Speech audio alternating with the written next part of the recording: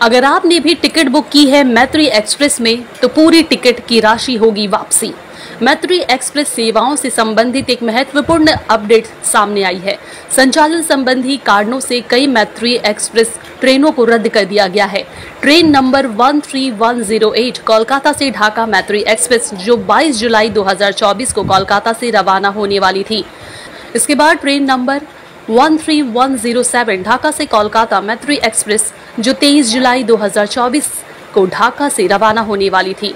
तो वहीं train number 13109 Kolkata से ढाका मैत्री एक्सप्रेस जो 23 जुलाई 2024 को कोलकाता से रवाना होने वाली थी रद्द कर दी गई है। हालांकि जिन यात्रियों ने इन रद्द की गई ट्रेनों के लिए टिकट्स खरीदी थी उनके लिए भारतीय रेलवे ने पूरी टिकट राशि की वापसी की घोषणा की है। हालांकि कृपया ध्यान दें कि रिफंड प्रक्रिया के लिए कई तरह की शर्तें लागू हैं। रिफंड केवल कोलकाता के विशेष टिकट काउंटरों पर ही उपलब्ध होगा। खोई हुई या गुम हुई टिकट के लिए कोई रिफंड नहीं दिया जाएगा। अंतर्राष्ट्रीय यात्रियों के लिए टिकट की पूरी राशि PRS कार्य समय के दौरान लौटाई जाएंगी। इन मामलों में कोई भी टिकट डिपॉजिट रसीद यानी TDR जारी नहीं की जाएगी।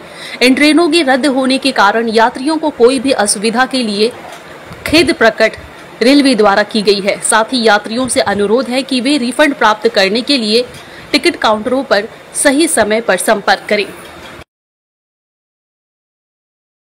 আপনারা হয়তো সবাই জানেন যে বাংলাদেশে একটা ডিস্টারবেন্স চলছে, পলিটিক্যাল ডিস্টারবেন্স। সেই জন্যে বাংলাদেশ থেকে যে ট্রেন কলকাতায় আসে সেই ট্রেনগুলি ক্যান্সেল আছে, যেটি হলো মৈত্রী এক্সপ্রেস এবং বন্ধন এক্সপ্রেস। মৈত্রী এক্সপ্রেস আপাতত 23 তারিখ পর্যন্ত 23শে জুলাই পর্যন্ত বন্ধ থাকছে। কলকাতা থেকে যেটি ছাড়তো সেই ট্রেনটি মৈত্রী এক্সপ্রেস 22 এবং 23শে জুলাই ছাড়বে না। আর বন্ধন এক্সপ্রেস যেটি রবিবার দিন বন্ধ ছিল।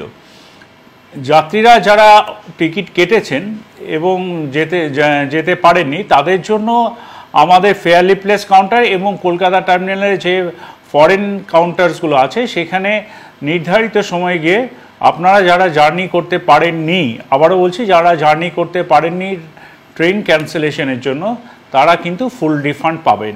কোনো TDR দেওয়া হবে না। তারা নির্দিষ্ট সময় গিয়ে ওই কাউন্টার দুটিতে ফেয়ারলি প্লেস এবং কলকাতা স্টেশনে গিয়ে তারা টিকিট জমা করলে তারা ফুল রিফান্ড পাবে, যেহেতু 23 তারিখ পর্যন্ত আপাতত বাংলাদেশের উদ্দেশ্যে কোনো ট্রেন চলাচল করছে না। ধন্যবাদ।